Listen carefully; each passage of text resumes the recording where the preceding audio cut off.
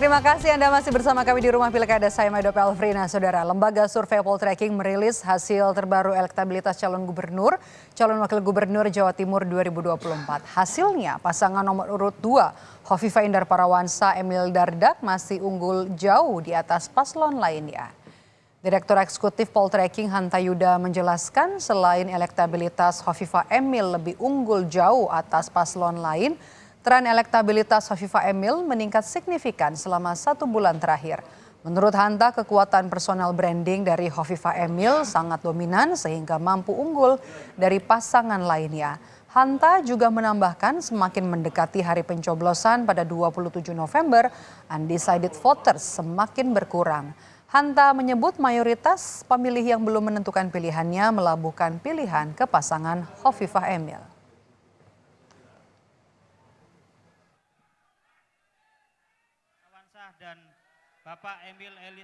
Kekuatan personal branding atau karakter personal Khofifah Emil kita lihat sangat dominan ya, kuat dari berbagai macam aspek, dianggap paling mampu memimpin, paling berpengalaman karena dianggap sebagai incumbent, yang dianggap paling merakyat dan perhatian para rakyat juga aspek itu paling tinggi, kemudian dianggap paling mampu dan cerdas dan seterusnya. Itu kali tadi yang sudah dipaparkan oleh Bung Mas Diri dari data Poltreking menunjukkan memang Khofifah Emil paling unggul dalam aspek itu. Itu faktor pertama. Kekuatan personal brandingnya, ya program tadi juga kita bisa lihat ya, tingkat penerimaannya dipersepsikan juga tidak negatif, cukup oke. Kemudian tingkat kepuasan cenderung stabil, bahkan ada cenderung naik sedikit di angka 88%.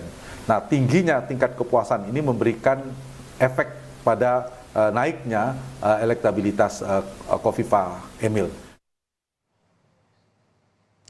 Dalam survei Poltreking yang dirilis Oktober 2024 ini, elektabilitas paslon nomor urut 1 Lulu Nur Hamidah Lukmanul Hakim ada di angka 2,8%. Selanjutnya paslon nomor urut 2 Khofifah Indar Parawansa Emil Dardak di angka 67,5%. Dan paslon nomor urut 3 Tri Risma hari ini Gus Hans di angka 24,6%. Berdasarkan hasil survei dari Poltreking yang terbaru, pasangan Khofifah Indar Parawansa Emil Dardak semakin melesat. Tercatat dalam rilis survei periode 4-10 Oktober, Khofifah Emil ini berhasil meraih elektabilitas tertinggi pada simulasi pasangan calon gubernur wakil gubernur Jawa Timur. Kemudian apa yang menjadi faktor Khofifah Emil unggul dari lawan-lawannya? Kita akan bahas bersama Direktur Eksekutif dari Poltreking, ada Hanta Yuda. Selamat sore, Mas Hanta. Terima kasih sudah bergabung bersama kami di Rumah Pilkada. Sama-sama. Mas Hanta, elektabilitas pasangan Khofifah Emil ini kan kembali unggul ya. Ini unggulnya naiknya juga lumayan nih, 10% dari sebelumnya 57,3 jadi 67,5. Apa yang kemudian jadi faktor membuat Khofifah Emil ini unggul? Ya, pertama semakin mendekati hari pencoblosan pilkada, Maidop, itu semakin mengecil jumlah undecided votersnya, di mana pemilih yang belum menentukan pilihan biasanya berkurang. Nah, itu pergeseran biasanya mereka menunggu menentukan pilihan semakin mendekati. Nah, yang kita baca dari Jawa Timur ini, pemilihan itu mayoritas memang bergeser ke petahana atau incumbent Khofifah Emil. Ada beberapa faktor. Yang pertama, biasanya kalau incumbent sedang bertarung, itu harus diperhatikan, dideteksi adalah angka approval ratingnya, tingkat kepuasan kepada kinerja kepada gubernur atau wakil gubernur incumbent atau petahana tersebut. Nah, untuk Jawa Timur, Khofifah Emil ini terbilang tinggi, bahkan sangat tinggi, yaitu angkanya sebelumnya di 87, sekarang 8%. Nah, ketika saat turun, maka kemungkinan tergerus juga elektabilitasnya. Nah, untuk konteks Jawa Timur, pertama memang tinggi tingkat kepuasannya, yang kedua trennya relatif sedikit naik. Itu faktor pertama.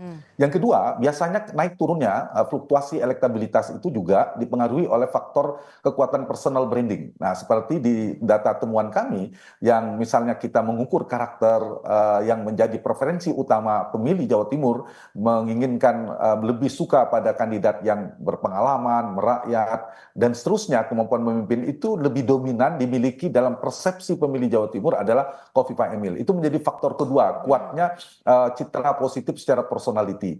Nah, yang ketiga itu bisa dibaca adalah di mana efektivitas dari pergerakan strategi maupun pergerakan mesin politik, baik itu relawan, partai politik dan sebagainya. Nah, kalau kita perhatikan semua kandidat melakukan, artinya incumbent ini memberikan dampak efektif dalam konteks ini. Ditambah faktor program misalnya juga dipersepsikan dinilai relatif positif. Nah, faktor-faktor itulah paling tidak memberikan dampak, memberikan insentif secara elektoral. Tren kenaikannya cukup tajam di Khofifah Emil. Meskipun tidak jarang biasanya petahana juga turun atau stagnan. Nah, ini trennya tinggi. Di sisi yang lain, pemilih juga melihat biasanya apakah ada kandidat alternatif. Nah, kita melihat dari sisi penantang, Ibu Risma dan Ibu Lulu itu tidak mengalami kenaikan yang signifikan, bahkan bisa dikatakan cenderung stagnan. Kenaikannya di dalam margin of error. Itu saya kira. Ditambah nanti ditunggu performa debat ya, kabarnya akan kalau tidak salah jadwalnya hari ini nanti malam, itu juga memberi faktor. Nah, itu yang saya kira memberikan dampak elektoral. Di saat yang sama penantang pun tidak ada ledakan baik secara program, isu-isu dan sebagainya dari sisi penantang. Begitu. Oke. Kalau kita bandingkan kan sebenarnya ini cukup jauh ya undecided voters. Kalau yang tadi Mas Hanta bilang semakin dekat dengan pemilihan undecided votersnya kemudian semakin berkurang. Ya, memang kalau dilihat dari angka pada hasil survei September lalu ada 18%, kemudian sekarang mengerucut lagi menjadi 5% undecided votersnya untuk survei terbaru dari Poltreking. Ini juga jadi menarik. Tadi Mas Hanta bilang ada kekuatan personal branding. Kemudian yang juga mempengaruhi apakah jelang debat atau debat nanti dari 3 Sri Kandi yang akan bertarung meraih hati dari pemilih Jawa Timur. Termasuk juga kalau untuk Jawa Timur sendiri, apakah memang debat ini juga dinanti oleh pemilih Jawa Timur? Ya, pertama kami juga merekam apakah mungkin akan menonton. Itu separuh dari pemilih Jawa Timur berdasarkan data survei akan menonton. Itu satu. Ya. Yang kedua, pemilih Jawa Timur berdasarkan data survei Poltreking itu preferensi atau tipologi pemilih rasionalnya tinggi, Maidop. Yaitu hampir 60% tertinggi. Pemilih rasional itu biasanya yang belum menentukan pilihan, biasanya juga menunggu performa debat. Bagaimana si kandidat nanti penguasaan masalahnya, program yang ditawarkan, gagasan politiknya, kemampuan public speakingnya, termasuk gimmick-gimmick politik dan sebagainya. Itu akan dinilai oleh pemilih yang belum menentukan pilihan atau yang masih swing voters, sudah punya pilihan tapi masih mungkin bergeser.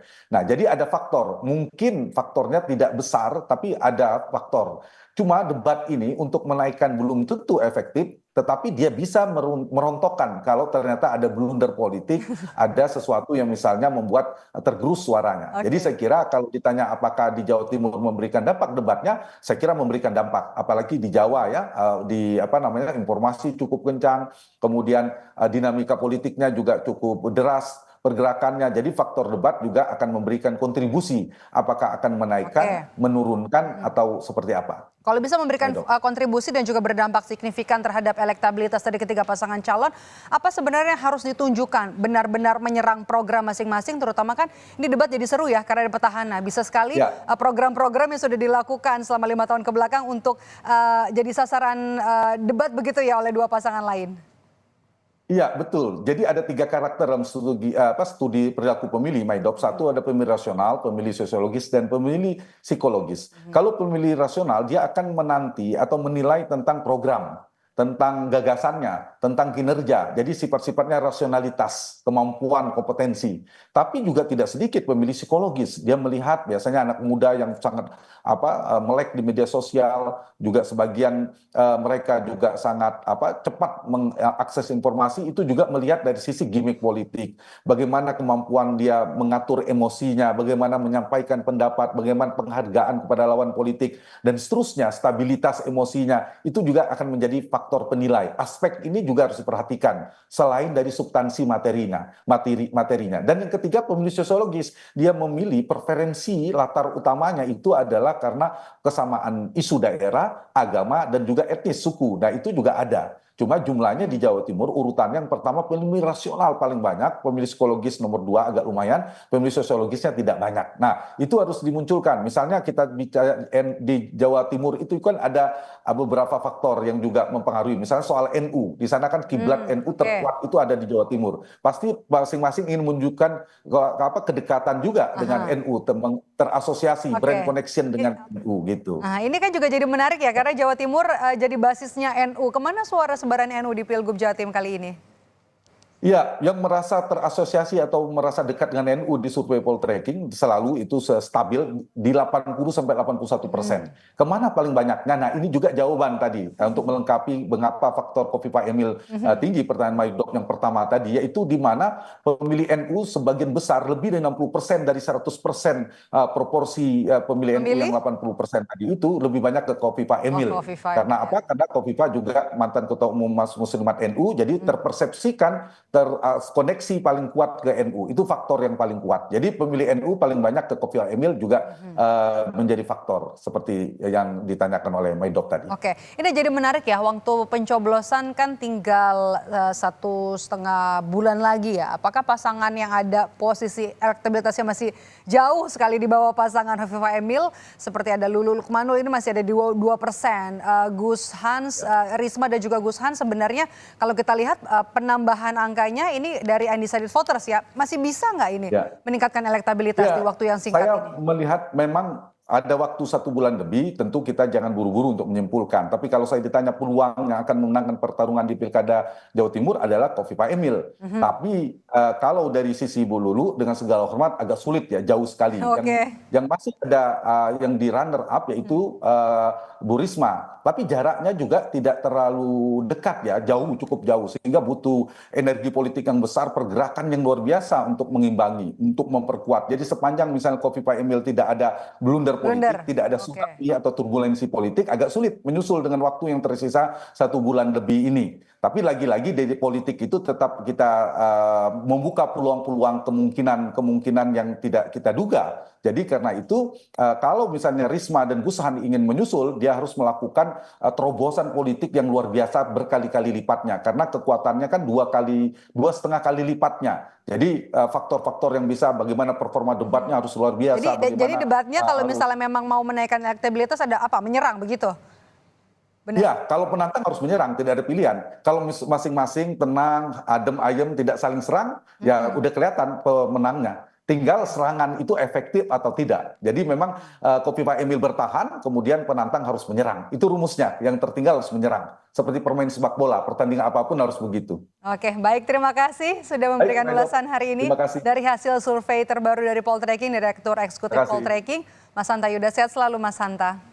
Salam sehat selalu, Mari.